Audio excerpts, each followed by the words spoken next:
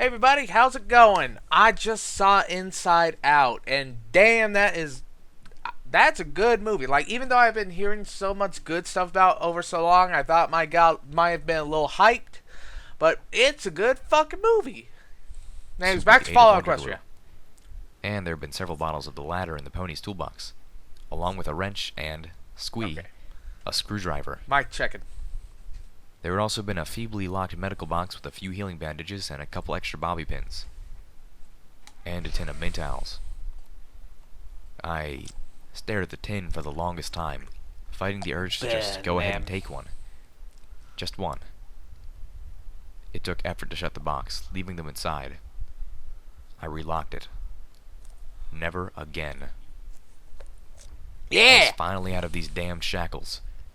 I noticed that most of the other slaves weren't wearing them, so I was fairly certain I could get away with not wearing them.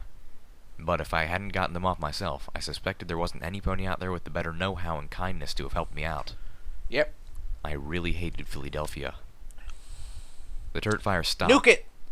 To be on the safe side, Again. I shut them down completely before stepping out of the office.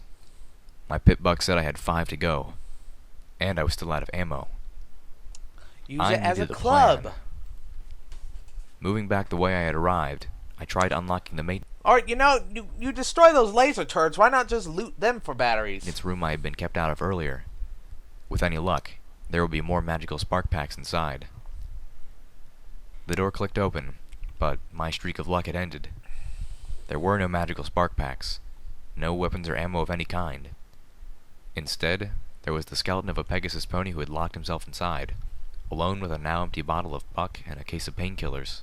Aw. From the position of the skeleton and the disarray of the room, I suspected he died in severe convulsions, but hopefully unable to feel them.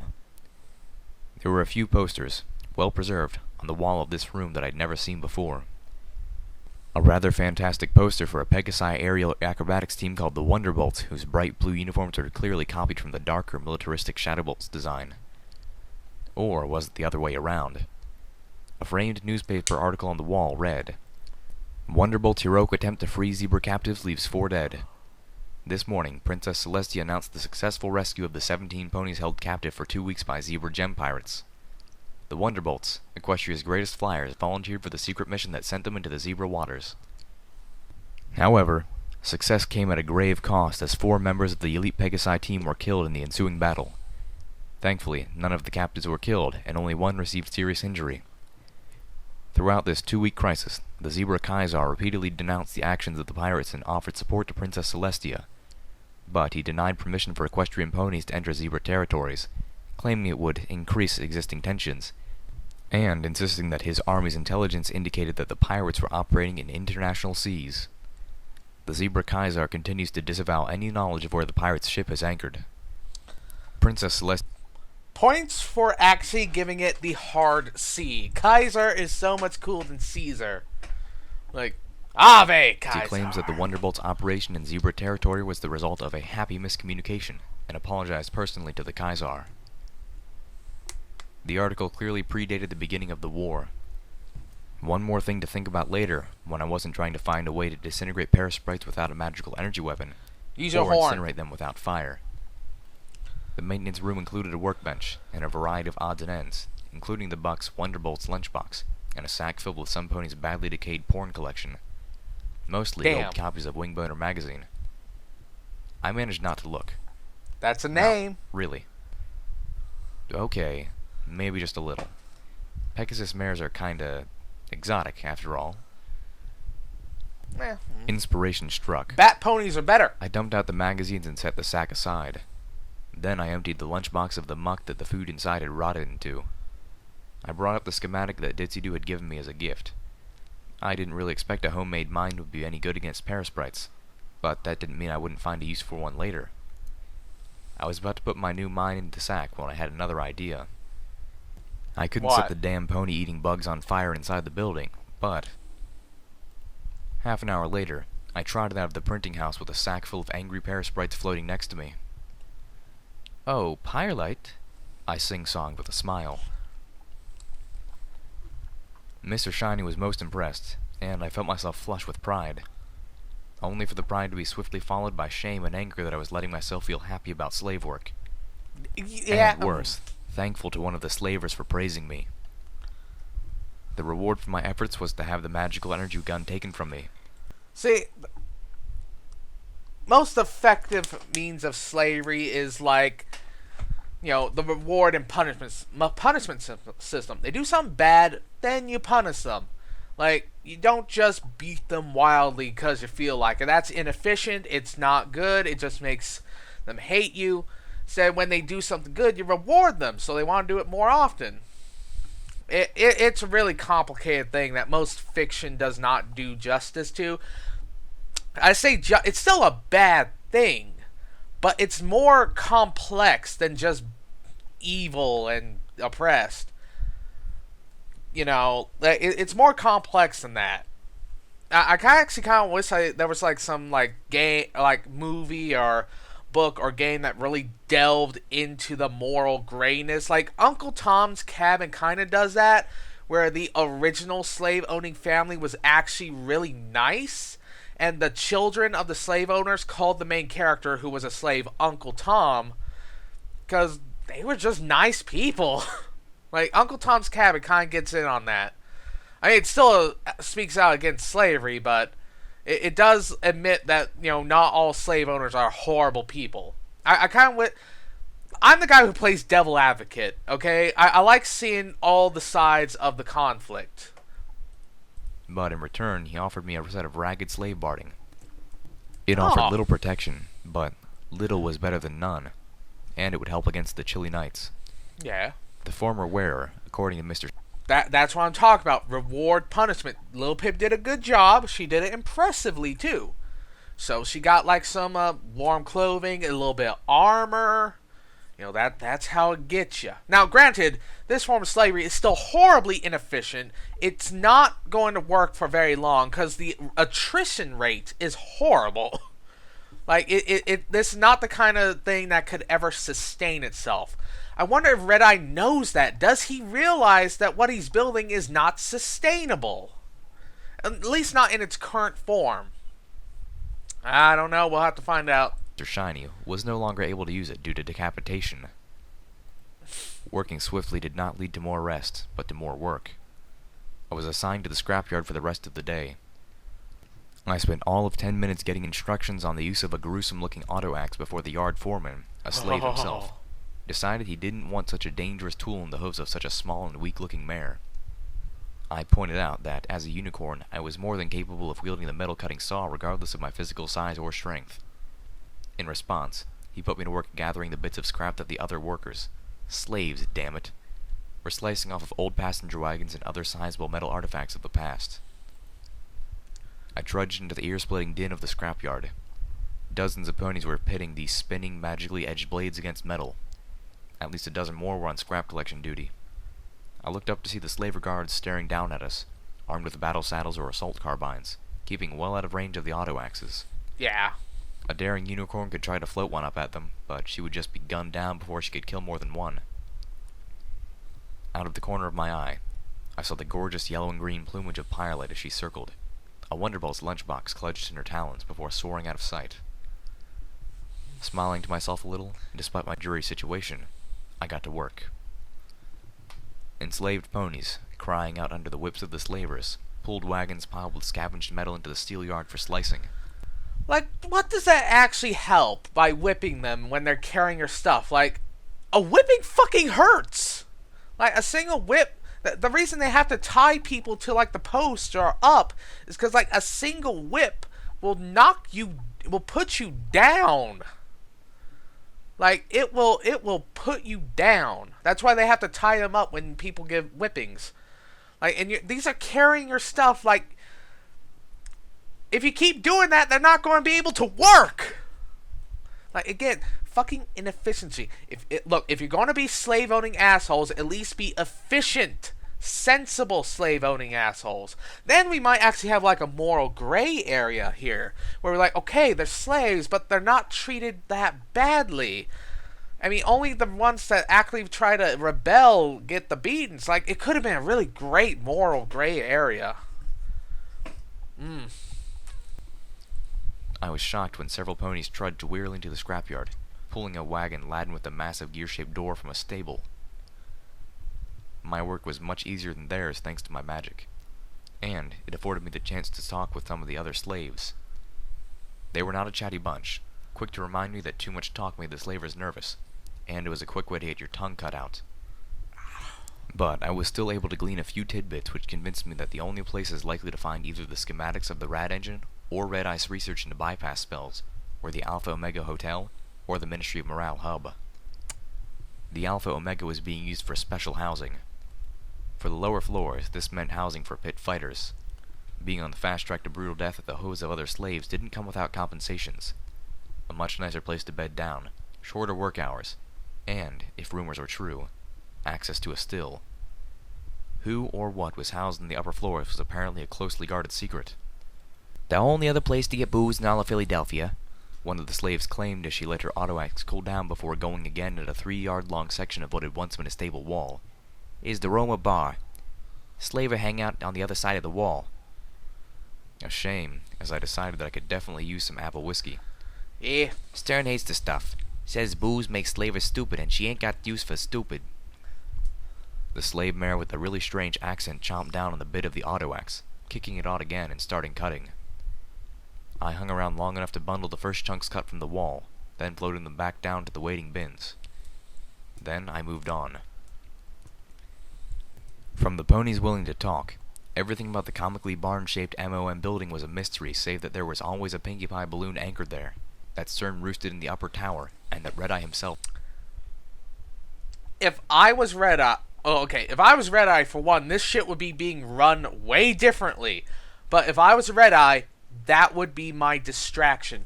One of the rules of the Evil Overlord list: I will not keep my one weakness beyond the peaks of despair in the Valley of Woe guarded by the Dragons of Damnation.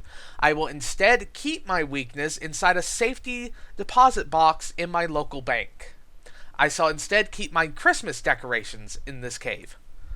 See, if I was Red Eye, that barn, which is so obviously weird and shady and attention-grabbing, would be filled with... It'd be a barracks. Like a secret barracks with an underground thing. Or maybe it would be nothing at all. Just a bunch of alarm traps everywhere. But nothing inside it. But something that looks important, but is actually a bunch of shit. Like, weird shit that would make you go, what? And then the guards get you. That's what I would do. I don't think Red Eye might be that smart, though. had private chambers somewhere within. I found myself speaking with another of the slaves, this time a unicorn buck with a cancerous eye and only 3 legs. The result not of an accident or cruelty, but a birth defect from having been born to a tribe who had lived too close to the Philadelphia crater before the wall. Our conversation was interrupted when, one by one, the slaves paused their work to look up into the sky of black clouds. Several pointed. Many whispered. I turned my own head upwards, trying to spot the cause of the commotion. It wasn't hard to spot. A sky chariot was flying overhead, pulled by 2 griffins. Surrounding it was a wing of alicorns. "Welp," the deformed buck muttered. "Looks like Red Eye's here." I stood in the same lot where I had stood yesterday. The blood of the slaver executed by Stern still stained the ground. All around me, That's other not slaves had gathered, sanitary. pressing close. The rooftops around us were lined with griffins in talon armor. Stern took her favorite spot and stared out over us. Her anti-machine rifle was slung to her back, but I remembered the speed of her draw. The speakers fell silent, March of the Parasprites cutting off in mid-song. A couple of the ponies beside me whinnied nervously. I spotted Blood and Daff in the crowd. Blood looked bored, inspecting her hoof. Daff looked grim. And then, I finally saw him. Red Eye.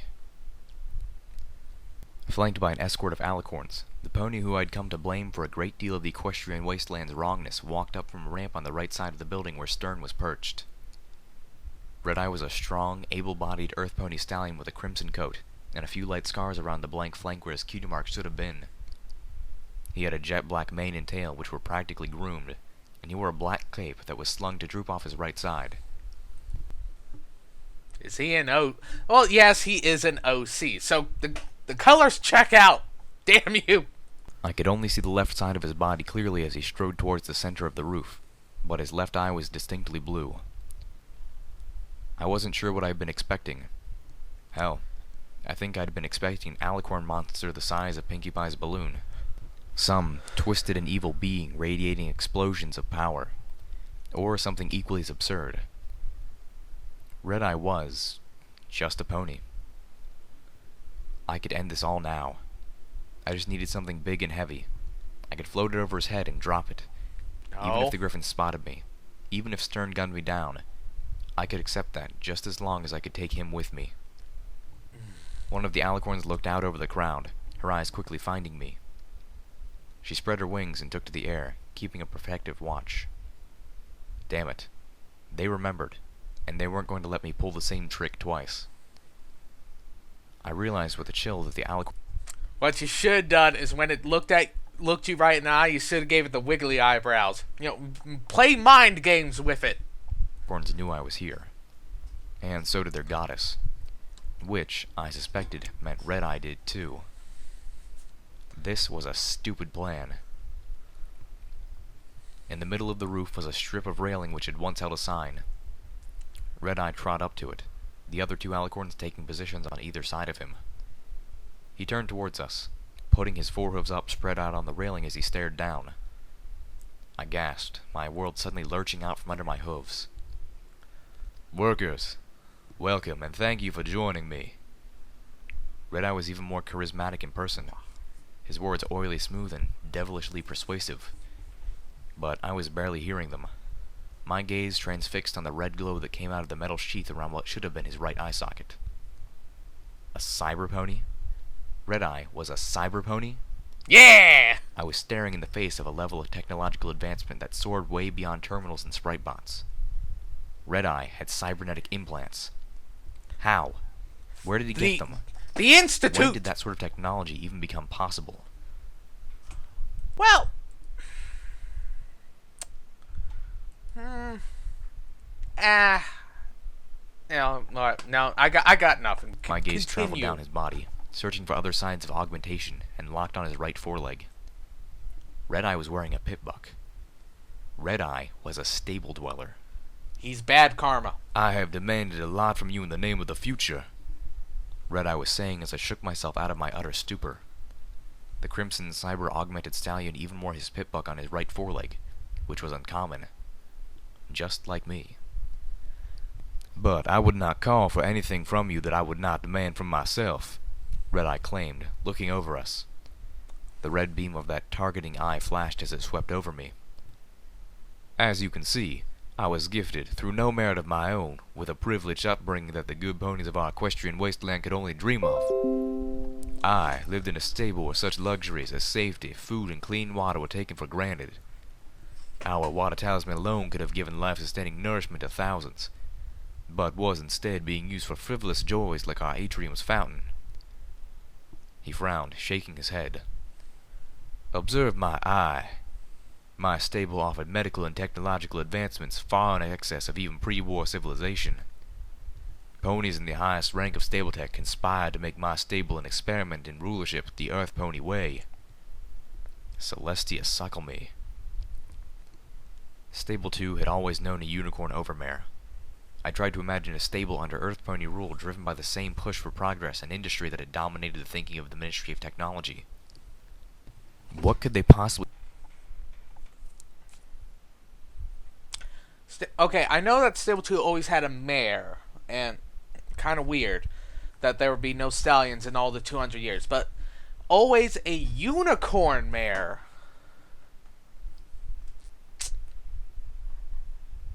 Is Stable 2 itself a social experiment? Like, okay, until now, I've been operating on the assumption that Stable 2 was one of these safe vaults, the control vaults. But, But what would the social experiment even be?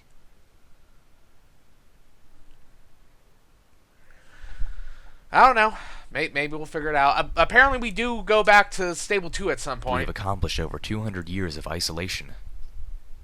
Well, cybernetic implants for one. I realized I had lost track of Red-Eye's speech, and chided myself for not paying closer attention now that he was actually right in front of me. But I couldn't help the oozing sense that I was looking into a dark and supremely fucked up mirror. Saw the equestrian wasteland for what it is, but more than that, I saw what it should be, and what it could be again. That night, for the first time, the goddess whispered to me. I found myself resisting a face-off. The idea that the Alicorn's goddess was speaking to Red Eye, or at least that he could be under that impression, made a lot more sense. I knew a pony in Stable 2 who would sometimes pick up the stable broadcast through metal work in his jaw. Celeste only knew what all the wetware in Red Eye's head was capable of receiving, by intentional design or otherwise. The goddess communicated telepathically with the Alicorns. Was she communicating with him too? Or was he just picking up stray signals?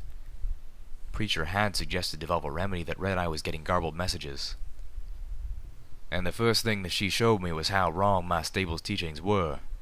How actually repulsive our beliefs in Earth Pony supremacy were. No breed of pony is greater than another. We are all slaves to the equestrian wasteland, and it is only through our work that we can be free. As Red Eye talked, I like your anti-racism. Stories and history Everything else, not so much. 24. Even the tale of the Mare and the Moon, the tale of Princess Luna's 1,000-year fall to madness as Nightmare Moon, a madness she'd been rescued from by a group of friends who Luna had subsequently chosen to be the mayors of her ministries, had been altered into the tale of a fallen prince. I could only guess, if this is what Stable-Tech had done to ensure a male-dominated experience in that stable, what the teachings in Red Eye's stable would have been. But that work is worthless unless it is shared. Until we are all free, none of us are truly free. Nor do we deserve to be. Red Eye glanced away, looking strangely ashamed. Then, with a fierceness I hadn't expected, he told us, "And that is why my stable was the first to be dismantled. Its doors and supports torn out and melted down. Its concrete walls and floors cut apart to make the foundation stones of the cathedral, the fortress we are building on the site of my former home, to be the new capital of our new Equestria, and the new home of our living goddess." I reeled. The ponies of my home were the first to join the army of the Children of Unity. Or, in the case of many, they became the first workers in these very yards where you work today. I saw the bounty of our stable shared. The water talisman given to a struggling town which now knows the joy of clean and pure water. I focused the great minds of our best science ponies towards the task of our coming age. The only thing that remains of my home is the cloak I wear as a reminder, Red Eyes claimed, smiling down at us. Everything I ever had. It seemed like for a moment there he regretted what he did to his vault and the ponies in it. The question is, whose help did he get? I mean, let's assume the unity with the alicorns and stuff had to be around with the goddess. Were there enough of that? I mean, we've seen that they can be killed. So I'm wondering, how did the ponies of his vault join him? Did he gather raiders? Oh no, he couldn't have been raiders. They wouldn't have helped him do all that. Shit, like what? How? I have given, as you do today. His eyes, both mechanical and natural, looked over the ponies in the crowd. His voice was paternal. And I could not be prouder of all of you. He glanced back to Stern. The black-colored griffin nodded her white-feathered head, but her beak twisted into a scowl of dislike the moment he turned away. The alicorn in the air continued to circle, keeping her eyes out for unidentified floating objects. Looking to us again. You know what would be fucking awesome? If at this moment that thing with Stern was like a signal to kill all the alicorns. Oh, that would be good! That would be fucking awesome! Bathing us in his smile beneath the slate-colored clouds, Red Eye announced, "And so, I come bringing this gift of respite. Tomorrow shall be a day of rest. None shall labor. Furthermore, the bounty of the Roma Bar stills will be made freely available to you, for those who wish to taste the finest horse whiskey Philadelphia has to offer." The words of the leader of our slavers was met with clapping applause and shouts of joy. It was insanity. The gratitude of the crowd made as much sense as our oatmeal. I looked around and found a few ponies who were not celebrating. One of them was Daff, although Blood seemed to be cheering for both of them. Red-Eye grinned kindly and then waved his hoof for quiet. The roars and stomping died away uneasily, as if strangled. And I have also arranged for entertainment. 2 full events in the pit, with seating for every pony to enjoy. He looked down over us. That is, of course, if I can get some volunteers. The quiet became a hard silence. The slave ponies looked to each other. And we have one, Red-Eye announced as he looked into the crowd. Any more? I looked around to see which pony had volunteered for the blood sport. Daff was holding up a hoof. Blood was staring at him in shock. Then, slowly, in a show of companionship that I thought beyond the vicious ex-raider mare, Blood stood next to the piss-colored stallion and raised her own hoof, lowering her head to sigh. "Fuck you, Daffodil," she muttered. "I hate you so much." His name is Daffodil! Red-Eye's voice counted out. "That's 2. Everything went to hell about an hour after Red-Eye's speech. I was making my way back towards the bumper plow structure when a mare's scream jolted me into a run. The scream was coming from inside a building whose decaying paint job proclaimed Philadelphia Fun Farm Mirror Maze and House of Wacky Reflections. The mare screamed again, and I charged inside. The interior of the building was dark and dusty, the air filled with motes, the floor covered in shattered glass. I levitated myself a little as I moved, not wanting to cut my hooves.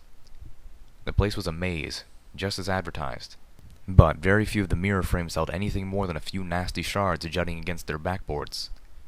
Old graffiti suggested that a raider band had once used this place for fun of their own design. "No! Get off me!" the mare cried out, and I skidded to a stop as I recognized the voice. Blood? It was Blood. I heard laughter and a buck's voice, husky and cruel. "Now why shouldn't you have some fun tonight? It's only right, seeing as how you're gonna die in the pit tomorrow." I heard a grunt that sounded like Daff, and then the sound of wood impacting pony flesh. Ooh. I trotted forward until I caught a scene reflected in the remaining third of a shattered mirror. 2 slave master ponies had... Okay. Daff's a fucking asshole monster. Blood pretty much made it... the word is failing me. I should not use big words. Blood might have implied she was going to rape Lil Pip at some point. Maybe, kind of. Make her the prison bitch, basically. But, Lil Pip's gotta help them. Like, and she's got plenty of weapons. I mean, just glass. Just levitate the glass up, shoot it at people. Like, they're not good people. Daff, Blood, they're not good people, but... Oh, you better fucking help them. Blood pressed against the wall. I could see blood flowing from her back where the jagged fragments of the mirror behind her were cutting into her tails and flanks. One of the raiders was a unicorn, and he was floating a lever-action shotgun at Blood's face as he pressed lewdly against her. The buck next to him covered her with a sawed-off shotgun, almost identical to the first firearm I had ever seen. 3 more slavers were piled on Daff. One, a mare, was trying to beat him into submission with the butt of her rifle. My heart flared with rage. I felt my nerves ignite. A pony in my head tried to remind me that I couldn't start killing slavers. That my only chance to get at Red-Eye required keeping a low profile until I could get close. That I still had a lot of work to do. That I really didn't want to save that sadistic bitch and her rapist buck friend anyway. What the hell was I doing risking my life? Risking Because you're everything good for people! them? And absolutely none of that mattered, as this... That's where we end it. Right at when none of that mattered. Lil Pip's good people. And like I said, she's surrounded by weapons. Telekinesis is one of the most over-fucking-powered things in fiction. Like, in The Incredibles, I always say Violet, the one with the force fields, is the most powerful character. Because what's stopping her from making a force field around your heart and crushing it? What's stopping her from expanding it or forming something in her throat? So telekinesis is fucking overpowered. You just need the imagination to go with it. Like, if I could create telekinesis, that's exerting force on something. Why don't I just, like, clench your arteries? Or expand, create an air bubble, like a little circle of telekinesis in your brain and expand it, crushing your, brain. Like, what are the rules for MLP telekinesis? Because Lil Pip's only really been using it to carry and throw things. Is that part of the limit of the spell? Or is it because she just doesn't think like that yet? Well, I say yet. Like, what are the limits? Because I think, okay. Brain aneurysm, exploding heart, blah, blah, blah, blah, blah. Just pop. Lil Pip's telekinesis is strong. She could carry several tons. So if it's more a matter of imagination, then if she could think of it, then she could certainly go boom, boom, boom, boom, boom, and kill them all. Like, telekinesis is fucking powerful.